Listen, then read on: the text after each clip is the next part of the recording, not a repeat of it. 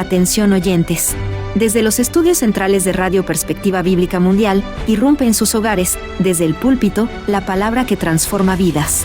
Bajo la conducción del pastor y evangelista José Barito, director del Ministerio de Sostén Propio, una voz que clama en Venezuela. Prepárese para un mensaje contundente sobre la verdad bíblica presente que sacudirá su espíritu y renovará su fe. El momento de la revelación ha llegado. Permanezca con nosotros.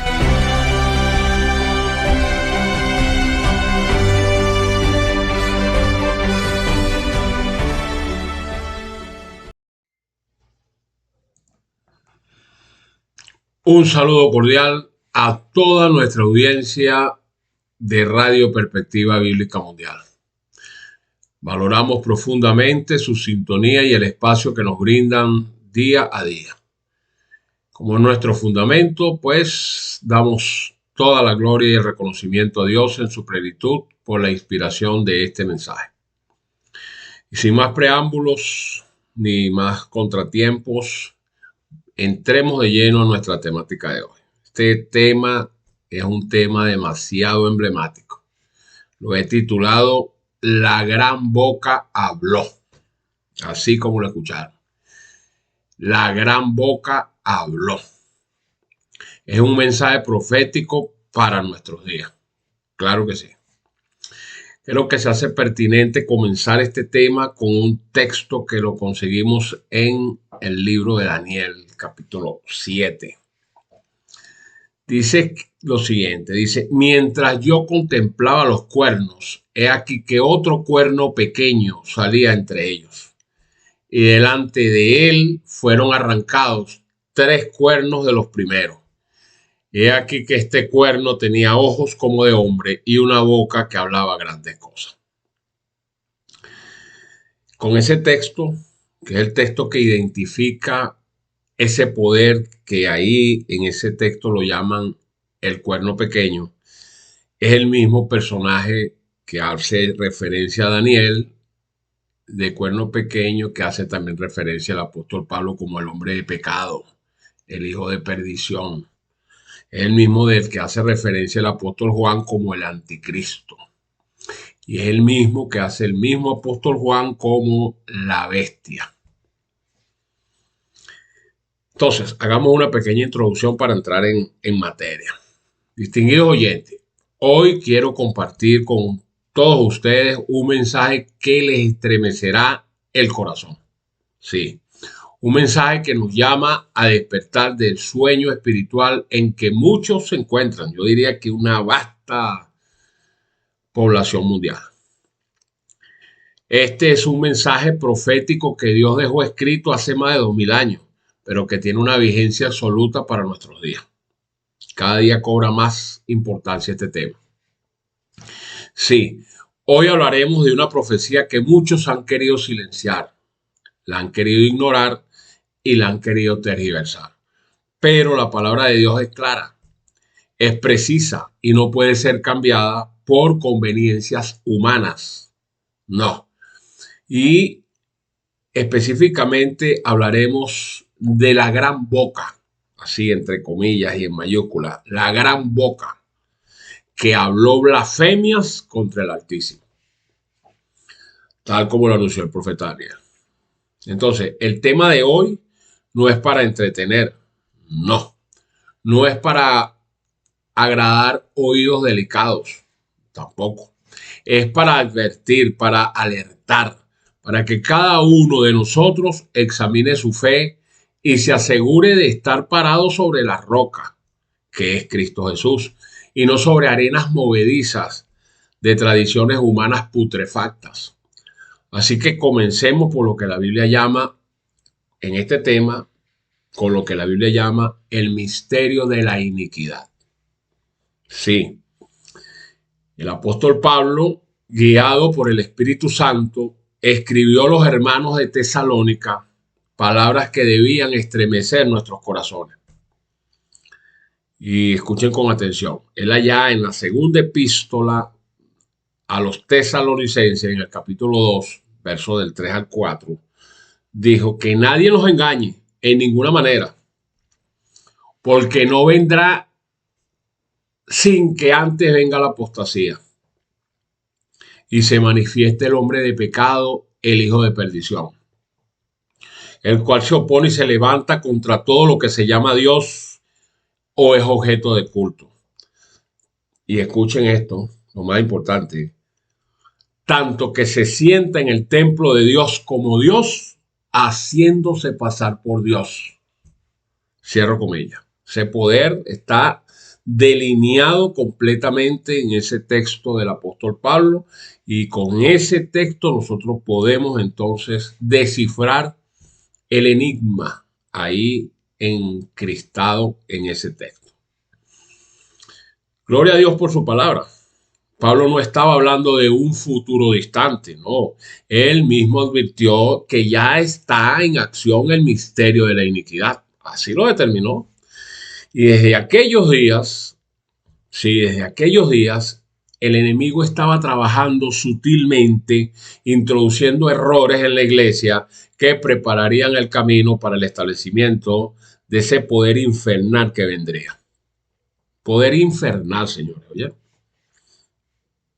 Y eso comenzó con la infiltración silenciosa, como una infiltración o con una infiltración silenciosa. Sí, al principio fue con cautela y en silencio, cuando Pablo lo detectó, pero entonces poco a poco las costumbres paganas se fueron introduciendo en la iglesia cristiana. Entonces, cuando la persecución cesó y el cristianismo entró en las cortes y los palacios de los reyes, la iglesia puso a un lado la humildad y la sencillez de Cristo y de los apóstoles. Y entonces, ¿qué adoptó en su lugar? Pues la pompa y el orgullo de los sacerdotes y gobernantes paganos. En lugar de los mandamientos de Dios, puso teorías y tradiciones humanas.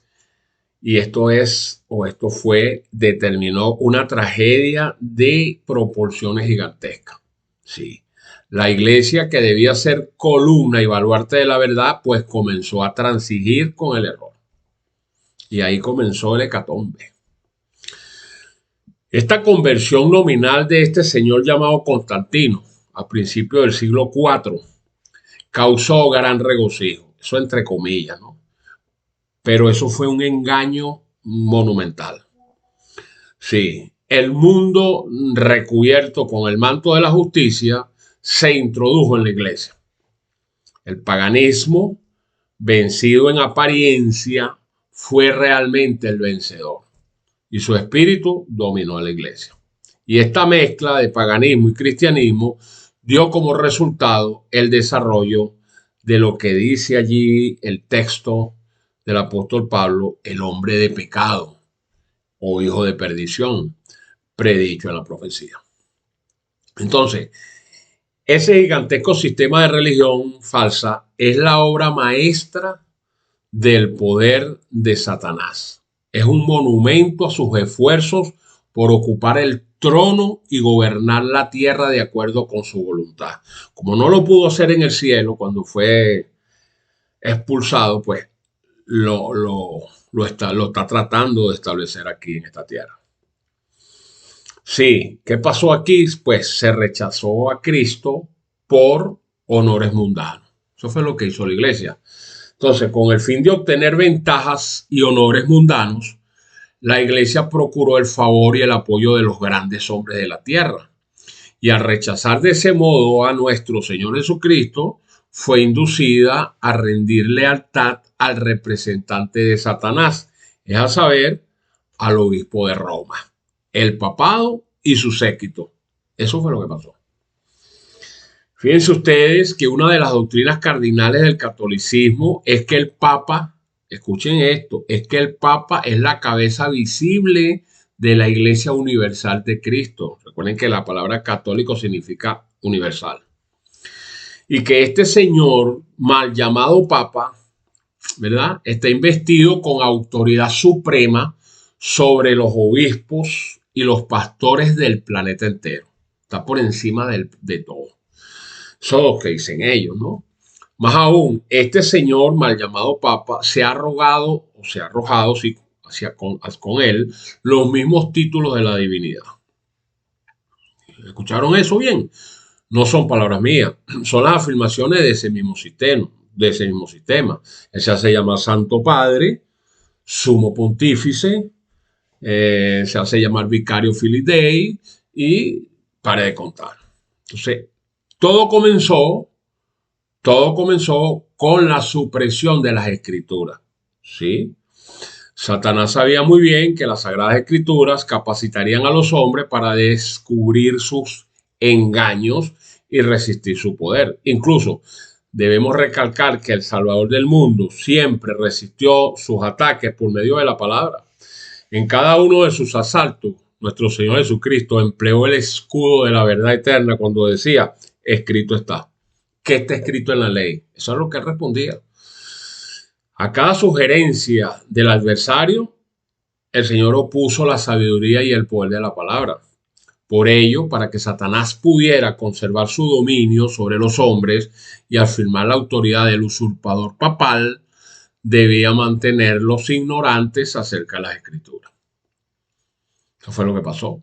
Entonces la Biblia, como sabemos, exalta a Dios y pone al hombre finito en su correcta ubicación, donde le corresponde.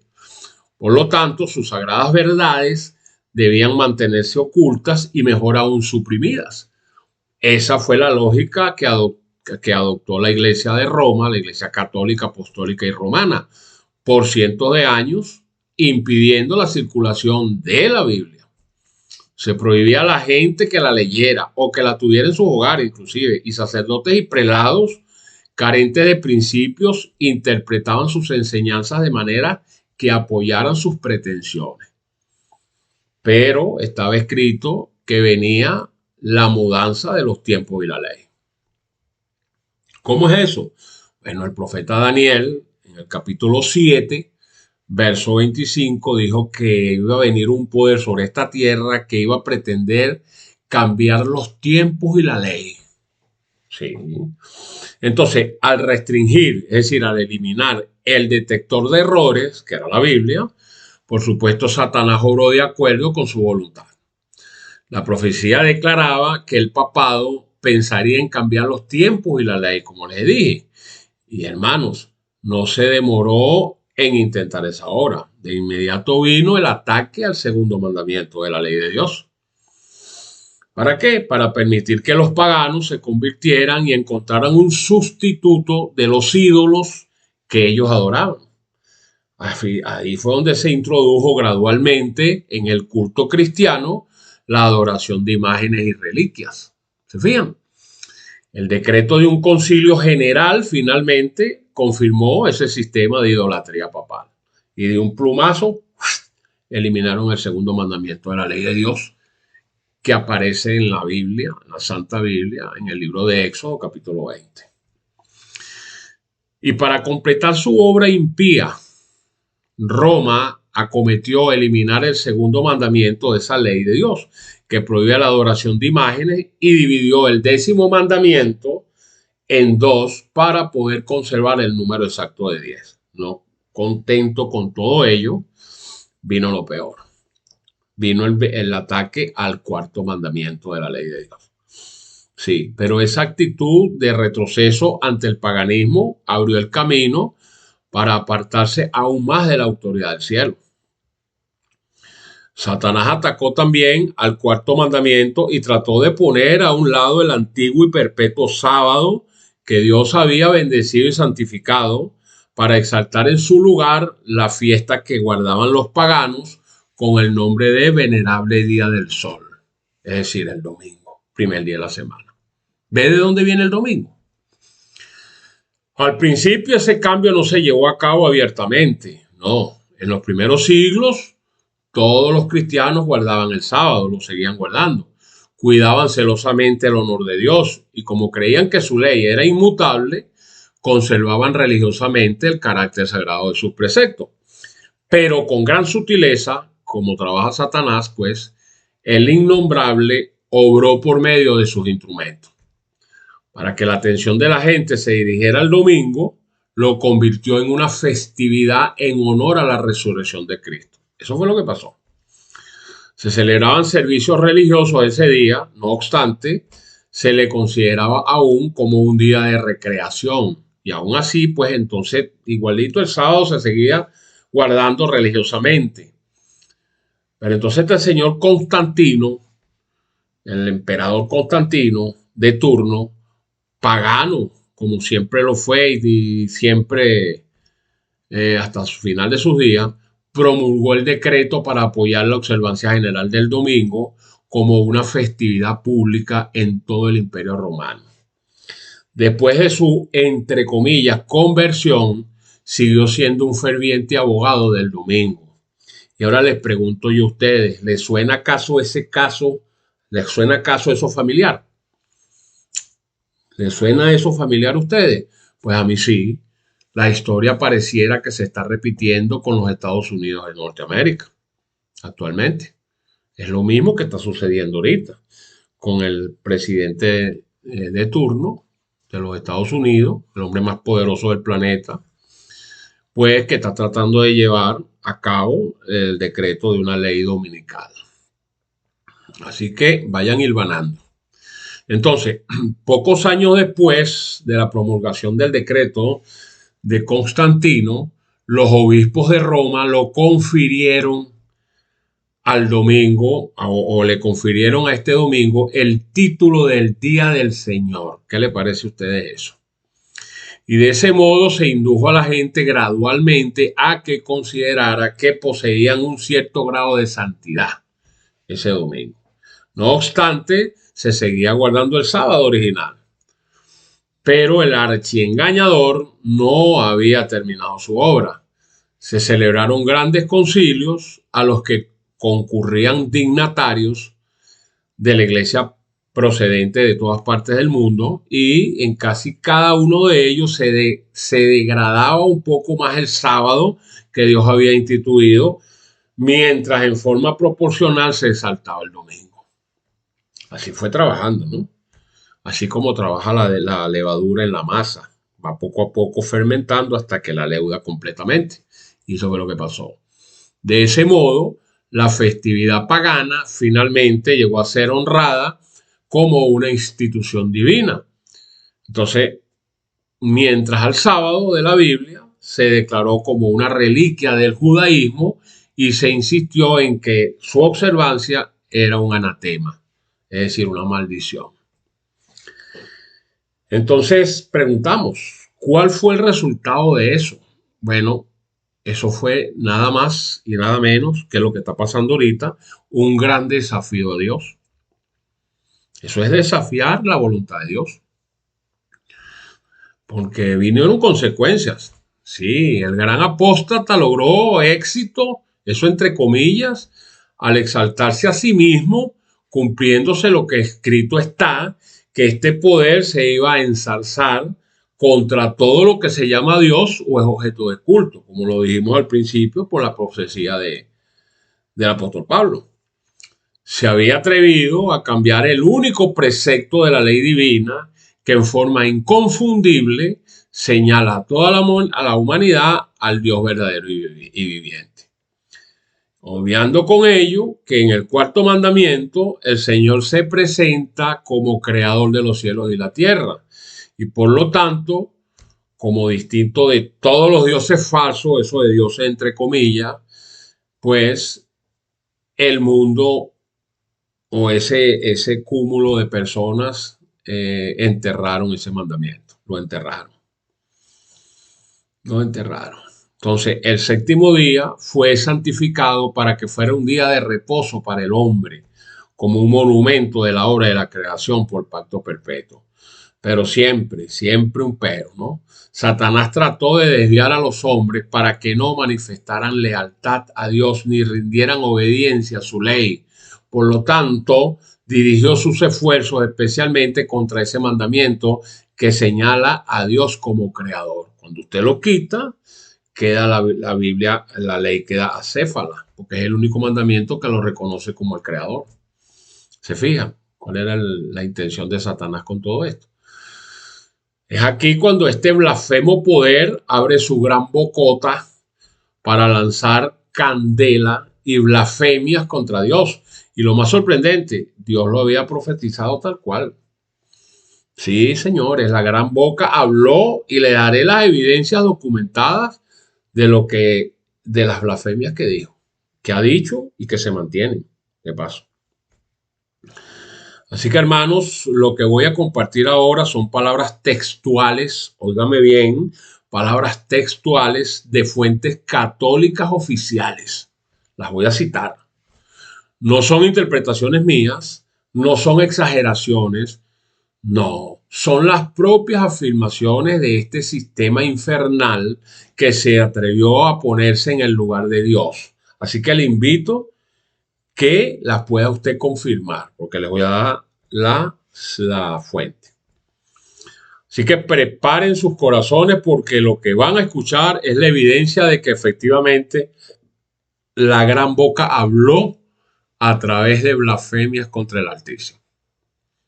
Estas afirmaciones blasfemas, sí, pronunciadas y que hasta hoy existen en la legislatura eclesiástica del Magisterio Católico Romano, dicen dentro de ellas lo siguiente. Busquémoslas porque la tengo aquí. La tengo aquí.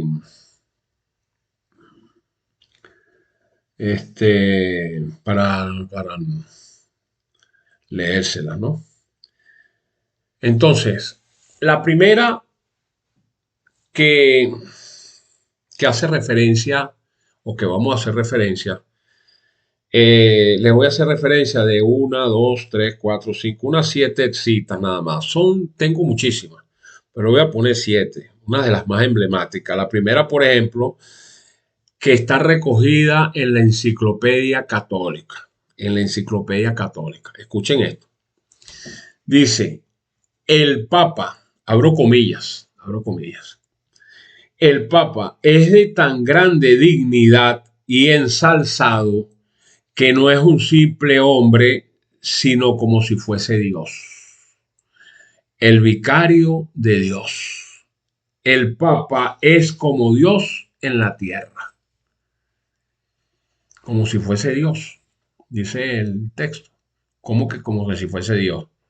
Sí, como Dios en la tierra está diciendo. ¿Acaso pueden ustedes, distinguidos oyentes, creer estas palabras? ¿No es esto exactamente lo que profetizó el apóstol Pablo? ¿Ah? Y la advertencia que dio Pablo fue la advertencia contra la autoexaltación. Sí, existen pasajes específicos que advierten sobre líderes o figuras que intentan hacerse pasar por Dios o sentarse en su trono. Y lo hemos dicho, lo leímos, 2 Tesalonicenses capítulo 2. Lo citamos, verso 4. Dice, este pasaje habla del hijo de perdición, el cual se opone y se levanta contra todo lo que se llama Dios o es objeto de culto, tanto que se siente en el templo de Dios como Dios haciéndose pasar por Dios. ¿Ah? Pero eso no queda allí, no queda allí. El libro que llaman la pronta biblioteca canónica de la católica, por supuesto, ¿no? Dice lo siguiente, mire lo que dice, abro comillas, el Papa es como si fuese Dios en la tierra, solo soberano de los fieles de Cristo. El Papa tiene tan grande autoridad y poder que puede modificar, puede explicar, abolir, interpretar o cambiar aún las leyes divinas. ¿Escucharon eso? Que dice que puede cambiar aún las leyes divinas. ¿No es esto exactamente lo que profetizó Daniel cuando dijo que iba a venir un poder sobre esta tierra que iba a pretender cambiar los tiempos y la ley? Eso fue lo que pasó. Ahora, aquí les traigo otra. Miren esto, ¿no? Esta está en el 5º concilio de Letrán, en la homilía dirigida al Papa, al mal llamado Papa. No me gusta llamarle Papa porque la palabra Papa en latín significa padre. Y el Señor dijo, no llames a nadie en padre en esta tierra, porque hay uno solo que es el que está en los cielos. Estamos hablando de padre espiritual. Entonces, el 5º concilio de Letrán, en la homilía dirigida al Papa, mire lo que dice. Otra blasfemia. Oh Padre Santísimo, abrí comillas, ¿no? Tú eres nuestro pastor, tú eres nuestro médico, tú eres nuestro director, tú eres el labrador. Finalmente, tú eres nuestro Dios aquí en la tierra. Nuestro Dios aquí en la tierra, hermanos. Hay mayor blasfemia que esta sobre el planeta. Hay mayor cumplimiento de la profecía que esta. No, porque la exclusividad de la gloria es solo a Dios. La Biblia es enfática en que Dios no comparte su gloria ni su posición con nadie. El libro de Isaías capítulo 42 dice que yo Jehová, este es mi nombre y a otro no daré mi gloria, ni mi alabanza a esculturas. Ni voy a permitir que otro se ponga en mi posición, ni daré tampoco alabanza, ni permitiré alabanza a escultura. Lo dice Isaías 40. Y Éxodo 20, como hemos dicho, los mandamientos, en el 3 dice, no tendrás dioses ajenos delante de mí. Así lo dice. Pero eso no queda allí. Hay más afirmaciones blasfemas sobre el sacerdocio. Las afirmaciones sobre los sacerdotes son igualmente escandalosas. Y les voy a traer otra. Por ejemplo, aquí la de San Alfonso de Ligorio. Mire lo que dice este blasfemo. ¿Quién es San Alfonso de Ligorio? Doctor en teología de la Iglesia Católica Romana. Mire lo que él dice, ¿no? Se puede decir que en cierto sentido el sacerdote es el creador de su creador. Pues cuando pronuncia las palabras de consagración, él crea, por así decirlo, a Jesús en el sacramento. Oh feliz oficio de sacerdote. El que me creó a mí me dio el poder de crearlo a él, y el que me creó sin mí es creado por mí. San Alfonso de Ligorio, doctor de la Iglesia Católica Romana. ¿Qué les parece a ustedes eso? Entonces el sacerdote, creador de su creador. ¿Pueden imaginar tal blasfemia ustedes? ¿Pueden ustedes concebir tal arrogancia? Pues tengo otra de este señor Alfonso.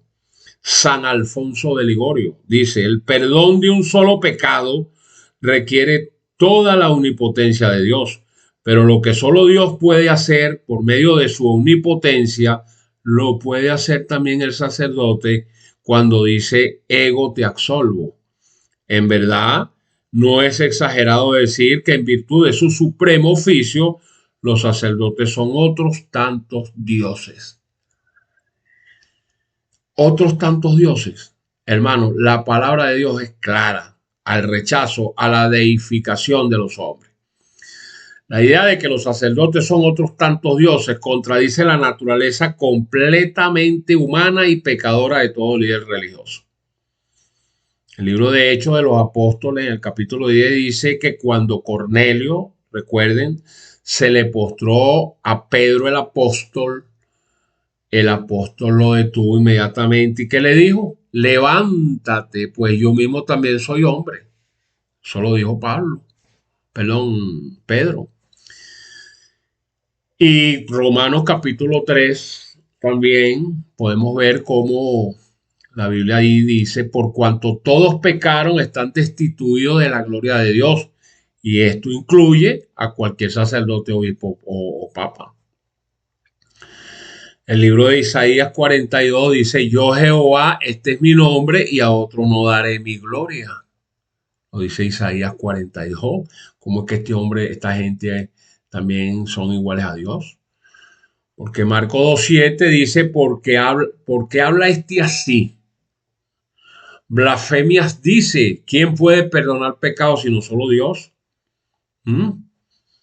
Eso está claro en la Santa Escritura, pero a pesar de todo, la ignorancia, yo diría que la ignorancia de todos aquellos hombres que, bueno, no conocen pues lo que dice la legislatura, no se han encargado de ir toda la vida a la iglesia sin saber lo que hay en el trasfondo de eso, la Iglesia Católica. Pero mire lo que hay detrás de esto, ¿no? Cómo se cumple la profecía. Miren, y esta que les voy a nombrar ahora es una de las más atrevidas y blasfemas. ¿Okay?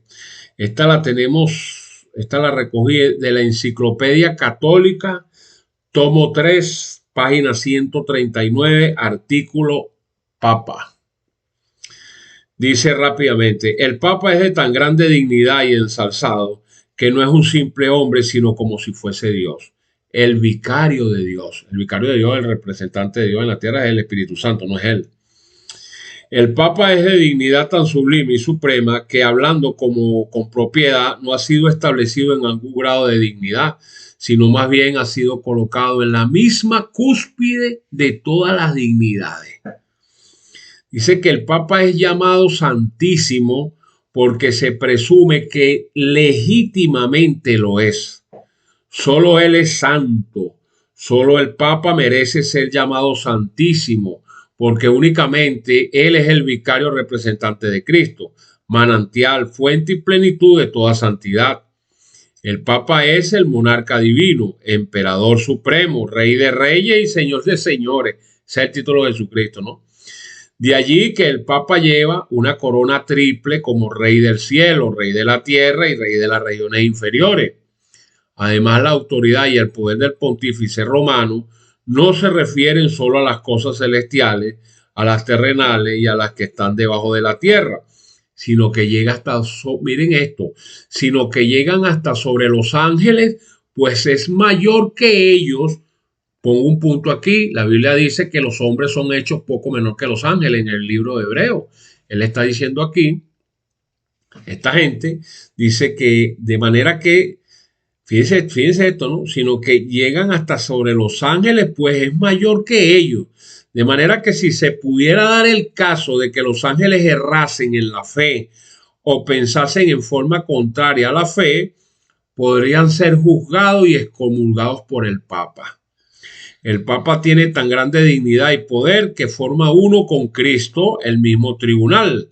El Papa es como Dios en la tierra. Enciclopedia Católica, tomo 3, página 139, artículo El Papa. Señores, la doctrina bíblica establece límites claros sobre la autoridad y los títulos espirituales. La Biblia dice que hay un solo Dios y un solo mediador entre Dios y los hombres. Y ese es Jesucristo hombre. Lo dice 1 Timoteo capítulo 2, verso 5. Mateo 23 dice, no llames Padre vuestro a nadie en la tierra, porque uno es vuestro Padre, el que está en los cielos. El libro de Isaías 42 dice, yo Jehová, este es mi nombre, y a otro no daré mi gloria. Y le voy a leer una última, que la considero también, bueno, una de las mayores blasfemias también. Y esto lo dice el Catecismo de Nueva York. Dice, el Papa ocupa el lugar de Jesucristo en la tierra. Él es el verdadero vicario de Cristo, la cabeza de la iglesia entera y el padre y maestro de todos los cristianos. Él es el gobernante absoluto, el fundador de los dogmas, el autor y juez de los concilios, el gobernante universal de la verdad, el árbitro del mundo, el juez supremo en el cielo y en la tierra, el juez de todos, quien no puede ser juzgado por nadie. ¿Por qué? Porque es Dios mismo aquí en la tierra. Y yo digo, Santo Dios poderoso. Esta grosera y soez declaración, como todas las antes expuestas, usurpa la autoridad exclusiva de nuestro Señor Jesucristo y su Padre eterno, quien es el único Rey de reyes y juez soberano de la creación según la Escritura. Así que elevar a un hombre mortal, sátrapa de esta naturaleza, al rango de árbitro del mundo y juez supremo en el cielo y la tierra, no es solo un blasfemo error teológico, no, sino una abierta y rancia idolatría que intenta arrebatarle la gloria al Creador para dársela a él mismo, a la criatura. Así que al pretender que un ser humano es Dios mismo aquí en la tierra, o el Espíritu Santo, como se hace llamar, se repite entonces aquí la soberbia y el orgullo de Lucifer, ignorando que solo Cristo posee la infalibilidad y el señorío absoluto sobre la iglesia y la conciencia humana. Señores, y hasta aquí, bueno, llego por citar algunas de estas herejías satánicas y blasfemas o blasfemias nauseabundas. Pero déjeme decirle, tengo en mi poder un centenar de otras blasfemias más que no me atrevería a pronunciarlas en este ni en ningún otro programa, por ser repugnantes y soeces. Señores, el juicio es de Dios. Así es. Pero, siempre un pero. La palabra nos da el derecho de juzgar. Sí. Y lo voy a aclarar. Porque van a decir, ¿quién es este para que esté juzgando lo que dice el magisterio? ¿Ah? Miren, el Nuevo Testamento nos da ese derecho y la responsabilidad específicamente en las palabras de Jesús registradas en el Evangelio de Juan. Capítulo 7, verso 24 dice, no juzguéis según las apariencias, sino juzgad con justo juicio. ¿Qué le parece? Y este mandato aclara que el cristiano no debe ser alguien que acepte todo sin cuestionar, sino alguien que evalúa la verdad basándose en la palabra de Dios y no en títulos o apariencias externas. Además, existen otros pasajes que refuerzan esta capacidad de discernimiento y de juicio para el creyente. Uno de ellos es 1 Corintios, capítulo 6. Dice que Pablo confrontaba a los creyentes y les preguntaba, ¿o no sabéis ustedes que los santos han de juzgar el mundo? ¿No sabéis acaso que hemos de juzgar a los ángeles? ¿Cuánto más las cosas de esta vida? Ahí está. Y el mismo apóstol Pablo, en su primera epístola a los tesalonicenses, en el capítulo 5, dice, examínenlo todo, retengan lo bueno y desechen lo malo. Y examinar requiere un acto previo de juicio crítico para distinguir la verdad del error. ¿Ah? Entonces, ahora veamos por qué la Iglesia romana persiguió a los fieles cristianos en la Edad Media. Y viendo lo que acabamos de ver, queda más que claro y evidente por qué lo hizo. Y eso duró 1260 años de persecución, tal cual lo había predicho la Santa Escritura. Tiempo más dos tiempos más medio tiempo, que son 1260 años. Como dice el libro de Apocalipsis. Sí, en el siglo VI el papado ya estaba firmemente establecido. La sede de su poder se hallaba en la ciudad imperial y se declaró que el obispo de Roma era la cabeza de toda la iglesia. El paganismo había cedido su lugar al papado. Cayó el imperio romano y quedó el imperio papal. Por eso Apocalipsis capítulo 13, en el versículo 2, dice que el dragón, ¿quién es el dragón? Satanás. Le dio su poder, su trono y su autoridad. Ese poder se lo dio Satanás. Y entonces allí comenzaron los 1200 años de opresión papal, predicho en las profecías de Daniel y predicho por el apóstol Juan. Los cristianos se vieron obligados a elegir entre renunciar a su integridad y aceptar las ceremonias y el culto católico, o pasarse la vida en las mazmorras, o morir en el potro, entre las rejas, o en la hoguera, o ser víctimas del hacha del verdugo. Eso fue la Inquisición. Claramente se cumplieron las palabras de Jesús cuando dijo, mas seréis entregados aún por vuestros padres y hermanos y parientes y amigos, y matarán a algunos de ustedes, y serán aborrecidos por todos por causa de mi nombre. Y no es eso lo que viene. Preparémonos. Es que la persecución se desató sobre los fieles con mayor furia que antes, y el mundo se convirtió en un vasto campo de batalla. Por cientos de años la Iglesia de Cristo encontró refugio escondiéndose en los escondrijos, en túneles bajo la tierra y en la oscuridad. Y así nos lo había dicho el profeta. O sea que la Edad Media fue una medianoche espiritual. ¿Sí? El mediodía del papado fue la medianoche espiritual del mundo. Las Sagradas Escrituras eran casi desconocidas, no solo por la gente, sino por muchísimos sacerdotes también. Los dirigentes católicos aborrecían la luz que habría puesto en evidencia sus pecados. O sea que con la ley de Dios fuera de quicio, ejercieron un poder despótico ilimitado y practicaron el vicio sin restricción alguna. Vaya la historia para que lo confirme. ¿Qué pasaba allí? Bueno, prevaleció el fraude, la avaricia y la lascivia. No había crimen que no se cometiera para obtener riquezas o escalar posiciones. Los palacios de los papas y los prelados eran escenario del libertinaje más degradante.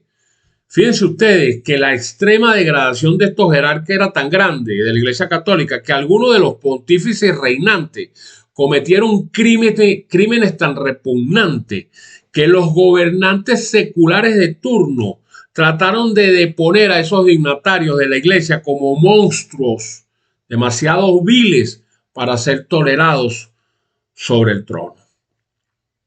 Eso fue increíble lo que pasó. Así que, bueno, mire lo que está pasando ahorita. Mire lo que está pasando. ¿Cuántos casos de pedófilos hay en la Iglesia Católica? Son millones, ¿sabes? Millones. No son miles, son millones.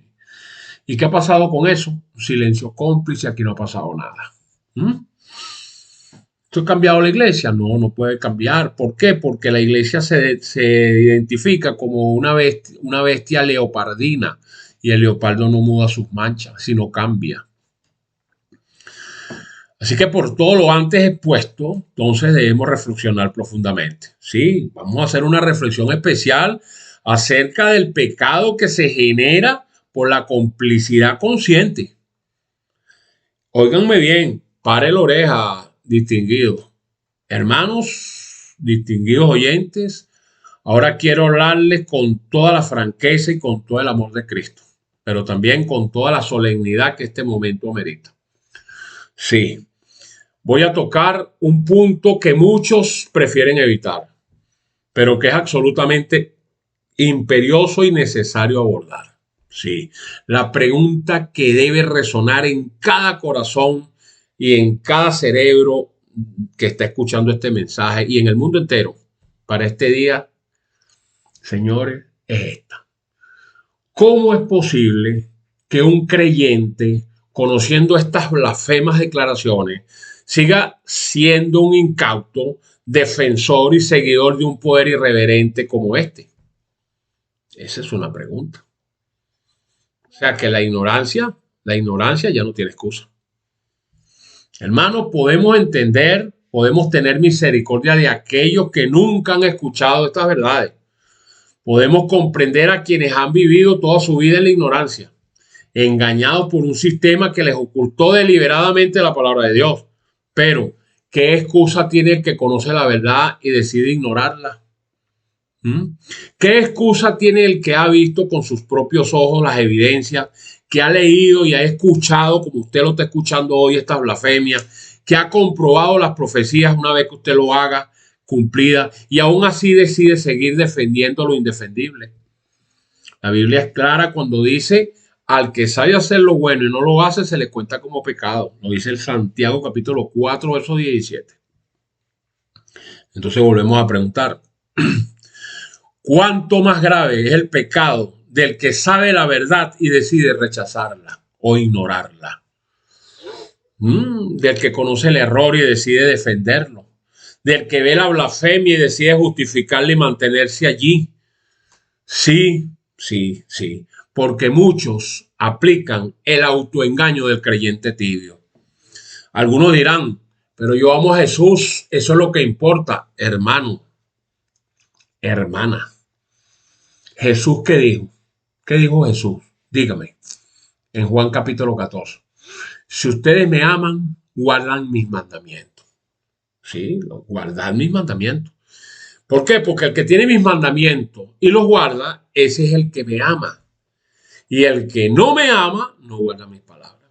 ¿No lo dice el Señor? Entonces no podemos decir que amamos a Jesús mientras al mismo tiempo defendemos un sistema que se proclama a sí mismo como Dios en la tierra, que se proclama a sí mismo como el Espíritu Santo en la tierra, que se proclama a sí mismo como Jesucristo en la tierra, que se ha puesto en medio de la mediación entre Dios y los hombres, interponiéndose como el puente, que eso solo le corresponde al único mediador entre Dios y la tierra, Jesucristo, que declara tener poder para cambiar las leyes divinas y lo ha hecho, lo hizo. Vaya al catecismo y lo ve. Ha perseguido y ha asesinado a los verdaderos seguidores de Cristo por siglos. 150 millones dicen los registros que mataron en la Inquisición. Ha cambiado el sábado de Dios, el día sagrado, santo y eterno, por una tradición pagana para adorar al Dios venerable Sol, que ellos son los que ellos siguen. Eso que levanta ese papa así que tiene un poco de rayo, ese es el Sol. Esa es la idolatría más grande y rancia que a Dios no le gusta eso. Ha eliminado mandamientos de la ley de Dios, ya lo hemos visto. Eso no es amor a Cristo, eso es complicidad con el enemigo de Cristo. No me interesa, pero esa es la realidad. Eso significa, pues, una gravedad de defender lo que es blasfemo. Por eso el Señor dijo, aprendan a ver lo que es, a escoger entre lo santo y lo profano. Así que escuche con atención, distinguido oyente. Cuando un creyente, conociendo estas verdades, usted la está conociendo hoy, decide seguir defendiendo al papado o apoyándolo o manteniéndose ahí bajo su techo, está cometiendo varios pecados gravísimos. Primero, está justificando la blasfemia. Está diciendo que no hay problema en que un hombre se llame a sí mismo Dios en la tierra. Mire lo grave que dice la Escritura en relación a eso. O sea, que está aceptando que está bien que alguien pretenda tener el poder de cambiar la ley de Dios. Hermanos, ¿no se dan cuenta de que esto es participar de esa blasfemia? ¿No entienden que al defender esto o callar se hacen cómplices de esa tremenda blasfemia? ¿Ah? Segundo, está rechazando la autoridad de las Escrituras. La Biblia profetizó claramente sobre este poder blasfemo. Daniel lo describió, Pablo lo advirtió y Juan lo reveló en el Apocalipsis. Así que cuando un creyente conoce estas profecías y decide ignorarlas, está diciendo, no me importa lo que dice la Biblia, yo seguiré mi camino. ¿Y eso cómo se llama? Eso es rebeldía contra la palabra de Dios. Número 3. Está poniendo tradiciones humanas por encima de Dios. ¿Se acuerdan de la guitarrita? De la vestidera de muñequitos de palo y encendedera de vela y fulías y contrafulías y marchaderas y dale para acá y dale para allá. Y fiestas patronales. ¿Qué está haciendo con eso? Está poniendo tradiciones humanas por encima de la voluntad de Dios. Y Jesús reprendió enérgicamente o duramente a los fariseos por hacer exactamente eso. Le dijo, ustedes invalidan el mandamiento de Dios por vuestra tradición. Le dijo, hipócritas. Y muchos creyentes hoy, bueno, como lo hemos dicho, muchos no, una mayoría grande, ¿sabes? Están haciendo lo mismo. Saben que Dios ordenó guardar el sábado, pero prefieren seguir la tradición del domingo. Saben que Dios prohíbe la idolatría, sí, pero no importa. Defienden el uso de ídolos y de imágenes. La usan en todos lados. La usan en los, ¿cómo se llama? Colocan la idolatría en los teléfonos, lo que llaman, no me recuerdo nunca el nombre de eso, en los estados colocan allí Virgencita, el Nazareno, San Juan es retornado, todo eso. Sabiendo que Dios lo prohíbe, lo defienden. Y no es eso exactamente lo que Jesús condenó. Número 4. Están engañando a otros con su ejemplo. Sí, tienen una familia, señores, hijos, se van a perder por su obstinación, por su orgullo. Cuando alguien que conoce la verdad decide seguir en el error, se convierte en tropiezo para los demás, para su entorno, para su familia. ¿Por qué? Porque su ejemplo le dice, no pasa nada, no pasa nada. Podemos seguir en el sistema. Su complicidad dice, estas blasfemias no son tan graves. Y su defensa dice, la profecía no importa tanto. No. Y con eso arrastra a su entorno, a otros, a la perdición. Por ello, para los complacientes, el juicio será más severo. Sí, Señor. Jesús dijo palabras terribles sobre aquellos que conocen la verdad y deciden rechazarla. Lucas Me gusta Lucas. Lucas, capítulo 12. Aquel siervo que conociendo la voluntad de su Señor, usted hoy la está conociendo, no se preparó ni hizo conforme a su voluntad, pues recibirá muchos azotes. ¿Quiere usted eso? ¿Usted escuchó eso? ¿Ah? Dice que el que conoce la voluntad de Dios, pero prefiere no honrarla, le vendrán azotes, la muerte eterna. El juicio será más severo, señores, para aquellos que conocen la verdad y deciden ignorarla que para aquellos que nunca la conocieron.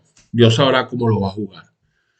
Pero esta generación no tiene excusa. No, usted sabe cuántos programas se han hecho para decirle a la gente la verdad. Por ejemplo, este ministerio, Radio Perspectiva Bíblica Mundial, 20 años. Solamente aquí en este pueblo, en Carayaca, que es la parroquia más grande del mundo, por tener 56,000 hectáreas, tenemos 20 años predicando por todos los medios este mensaje. Es que no podemos presentarnos ante Dios y decir que no sabíamos nada.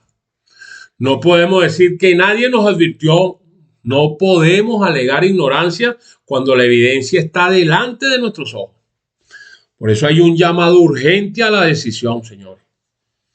Distinguidos amigos, hermanos o enemigos, si usted me considera como enemigo. Este es el momento de que usted haga una decisión. No puede usted seguir sentado en la cerca. No puede seguir diciendo, ya veré, después decidiré. No, no es tan urgente.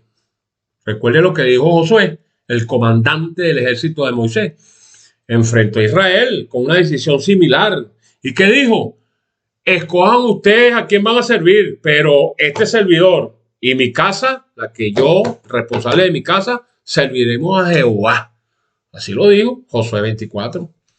Entonces, así usted debe escoger hoy, no mañana, no el próximo año, no cuando te sientas listo, es hoy, porque nadie tiene garantizado el mañana. Entonces vuelvo a preguntar, ¿a quién va usted a seguir, a servir? ¿A Dios y su palabra o a las tradiciones de los hombres? ¿A Cristo y sus mandamientos o a un sistema que blasfema contra el Altísimo? Usted está viendo todas esas blasfemias que han propinado a esta gente. No puedes servir a dos señores. No puedes amar a Dios y al mismo tiempo defender lo que Dios condena. No puedes honrar a Cristo mientras justificas a quienes se ponen en su lugar. No, la solemnidad la tiene usted delante de sus ojos. Este es el momento. Hermanos, quiero que entiendan la solemnidad de este momento. Ustedes han escuchado la verdad. Tienen rato escuchándola. Han visto las evidencias. Han leído las blasfemias. La han escuchado. Han comprobado las profecías. A partir de ahora, ya no pueden alegar ignorancia. Ya no pueden decir, no, yo no sabía nada. Usted me podrá engañar a mí o a su hermano, su hermana. Pero ¿cómo usted engaña a Dios? Dígame. ¿Acaso que Dios no sabe lo que hay en su corazón? Ya no puede justificarse diciendo, nadie me lo había explicado así. Ahora tiene conocimiento. Y con el conocimiento, ¿qué viene? Dígame qué viene con el conocimiento. La responsabilidad. ¿Cuál es la responsabilidad? La responsabilidad de tomar una decisión. Sí, la responsabilidad de actuar conforme a la luz que usted está recibiendo, ha recibido. Y dele gracias a Dios que la gracia todavía le queda poco para que se pueda, el Señor la va a cerrar. Aproveche. Si después de escuchar todo esto, decide usted seguir defendiendo este sistema blasfemo, pues su condenación será mayor, ¿sabe? Sí. Si usted decide ignorar estas verdades y todas las que les he predicado durante todos estos años, su juicio será más severo que el del mismo Satanás. O sea que si usted decide seguir siendo cómplice de la blasfemia, Dios le va a demandar cuentas. El amor de Dios le está advirtiendo. Algunos dirán que este mensaje es muy duro, que no es amoroso hablar así. Pero miren, distinguidos oyentes y hermanos, escúchenme esto. ¿Qué amor sería el mío si viendo a alguien caminar hacia un precipicio no le gritara detente? Dígame. ¿Qué amor sería si viendo el peligro dijera palabras suaves y agradables, pero no le advirtiera claramente del juicio que le viene? Dígame, porque el profeta Ezequiel fue claro sobre ese aspecto y él lo dejó claro para las futuras generaciones, y hoy en día eso corre por las venas de todo lo que estamos predicando. Él dijo: cuando yo dijere al impío, de cierto van a morir, y tú no le amonestares ni le hablares, para que ese impío pueda quedar apercibido de su mal camino, a fin de que pueda vivir, pues entonces el impío va a morir por su maldad, pero la sangre de ese impío te la voy a demandar de tus manos. Y yo no quiero, señores, la sangre de nadie sobre mis manos ni sobre mi conciencia. Por eso les hablo con toda sinceridad, honestidad y claridad. Por eso no endulzo, no suavizo, ni acaricio este mensaje. Aquí el ofendido ha sido Dios. Usted no ha sido ofendido nunca. Dele gracias a Dios que está siendo exhortado. Por eso no callo. Las verdades incómodas hay que decirlas, porque si no las dice me las van a demandar. Porque los amo, como Dios amó al mundo y entregó a su Hijo. Y no quiso, ¿para qué? Para que ninguno se perdiera. Igualitos son estos mensajes para que usted no se pierda. ¿Que me lo quiere agradecer? No, pero yo no le pido que me lo agradezca. Yo lo que le pido es que reflexione y tome una decisión a favor de los intereses de Dios y de usted y de su familia. No que me lo agradezca. Yo no espero que usted me agradezca nada. Mi galardón viene de Cristo. No espero galardón de aquí de nadie. La advertencia final, señores, es que usted está escuchando este mensaje hoy. Pues no endurezca su corazón. No cierre más sus oídos a esta verdad a la que viene escuchando de hace tiempo. No sea como aquello de quienes Jesús dijo: no queréis venir a mí para que tengan vida. Juan 5:40. No sean más incautos, hermano y hermana. Porque el ser incauto es cerrar los ojos ante la evidencia, es tapar los oídos ante la verdad. Eso se llama ser una hipócrita. Es endurecer el corazón ante las advertencias. No sean defensores del error, señores, por un orgullo pendejo.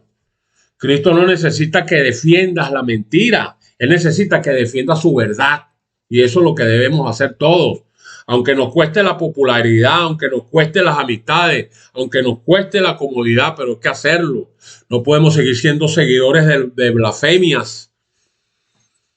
No puede seguir a Cristo y seguir a quien blasfema contra él mismo. No puede servir a Dios y defender a quien se pone en lugar de Dios. No, ya lo hemos dicho. Así que la decisión es suya, distinguido. Usted puede elegir la verdad o puede elegir el error. Puede elegir a Cristo o sus putrefactas tradiciones, porque son putrefactas. Puedes elegir los mandamientos de Dios o los del diablo. Solo todo, gracias a Dios por ese albedrío del Señor. Gracias a Dios que nosotros no practicamos la religión de los musulmanes, que le ponen una espada aquí a la gente, pues si es sí o es sí. Si usted no acepta lo que ellos dicen, pásale la navaja por el pescuezo. Dice, así lo dice el Corán. Yo lo leí, no me van a decir que eso es mentira. Así que usted puede elegir entonces entre la vida y la muerte. Pero recuerde, no decidir en mayúscula, no decidir es también una decisión. ¿Por qué? Porque permanecer en el error, conociendo la verdad, es elegir conscientemente el error. Defender lo blasfemo, conociendo las escrituras, es elegir conscientemente la blasfemia. Y Dios le demandará cuentas por esa elección. El profeta Elías enfrentó a Israel con la misma disyuntiva. ¿Qué dijo allá en Primera de Reyes? ¿Hasta cuándo claudicaréis ustedes entre dos pensamientos? ¿Cuáles fueron esos pensamientos? Si Jehová es Dios, pues seguirle. Y si ustedes creen que el Dios que ustedes van a seguir es Baal, pues sigan en pos de Baal. Así que hoy te pregunto lo mismo a ti que estás escuchando este mensaje. ¿Hasta cuándo vas a estar indeciso? ¿Hasta cuándo vas a seguir machucando en hierro frío. Sí. ¿Hasta cuándo vas a claudicar entre dos opciones? ¿Por qué? Porque si la palabra de Dios es verdad, pues entonces síguela. Eso es lo más correcto. Ahora, si tú crees que la palabra de Dios no sirve, está enterrada como lo hicieron los jerarcas de la Iglesia Católica, pues entonces deja que siga enterrada y te entierras tú también con ella. Porque eso es lo que te viene, el entierro definitivo. Ahora, si las tradiciones, como te digo, humanas, son tu guía, son tu esperanza, son tu pasión, entonces sé honesto y admítelo y sigue en tu putrefacción. Pero no te engañes a ti mismo pensando que puedes tener ambas cosas. Porque no se puede servir a Dios y servir al mundo al mismo tiempo. No puedes amar la verdad y defender el error. No puedes ser hijo de la luz y caminar en tinieblas con el diablo. Y le hago una pregunta final. Le voy a hacer una pregunta final para cerrar. Conociendo todo lo que usted ha escuchado hoy, conociendo usted hoy las blasfemias de este poder infernal, el papado, arrojándose prerrogativas que solo le corresponden a la majestad de los cielos, y el mundo diciéndole amén. ¿Qué le parece?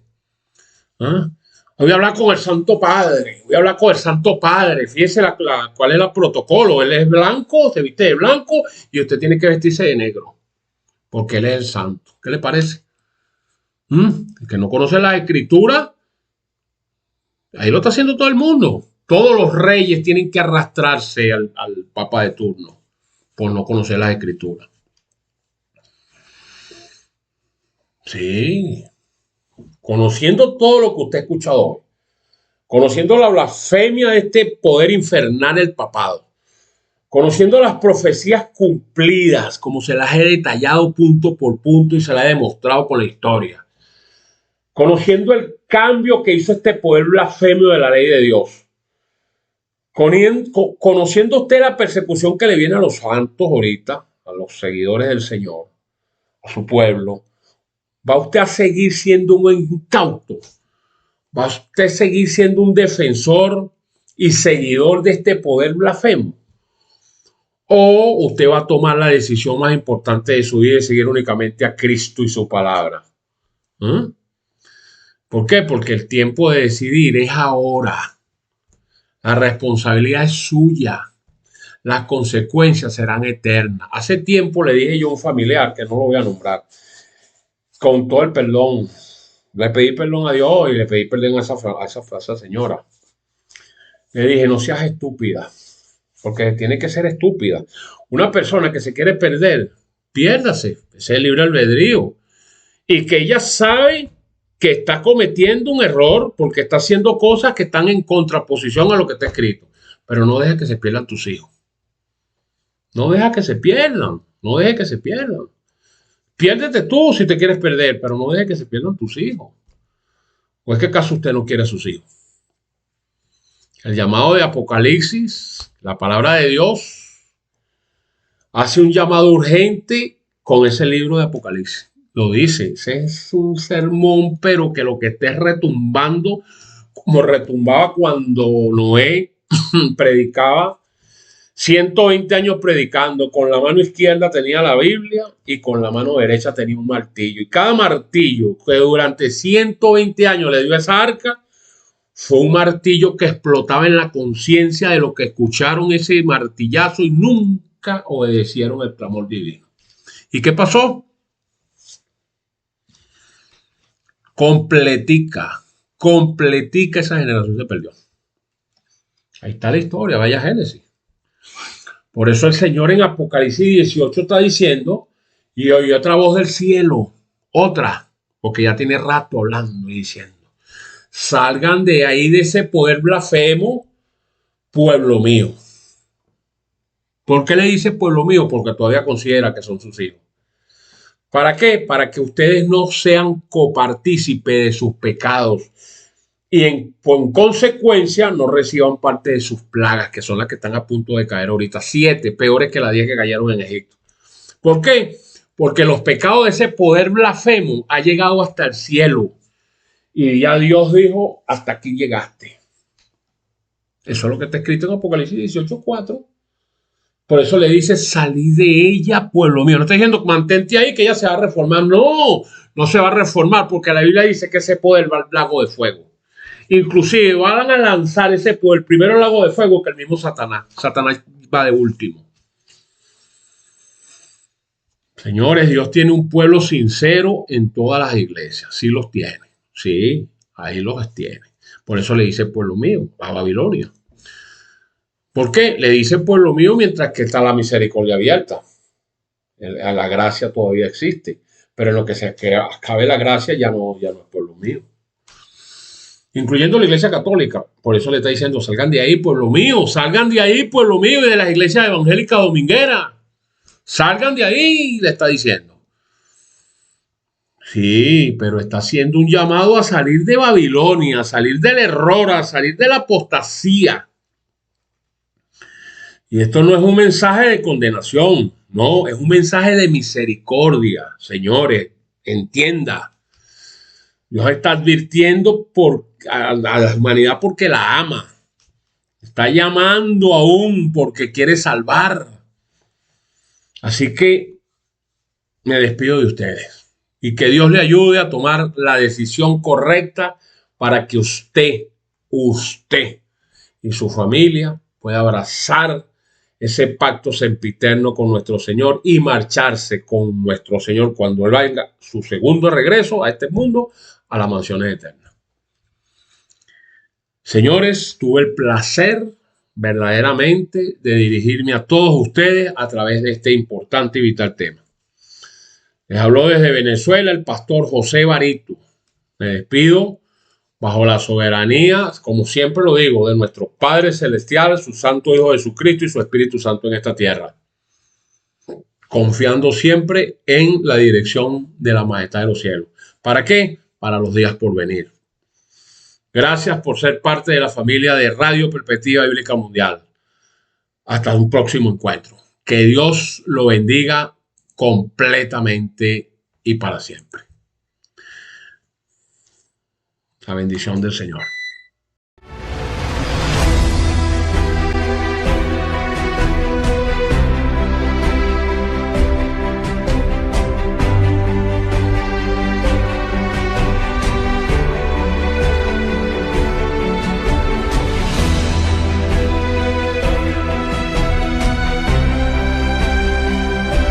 Ha escuchado Desde el Púlpito, donde la verdad resuena con poder. Este mensaje fue traído a usted por Radio Perspectiva Bíblica Mundial, llevando luz a un mundo en tinieblas. Síganos y profundice más en www.perspectivabiblicamundial.com y descubra recursos que fortalecerán su caminar espiritual. Recuerde, la verdad no solo se escucha, se vive. Radio Perspectiva Bíblica Mundial, proclamando el mensaje eterno hasta que Cristo vuelva. Dios le bendiga abundantemente.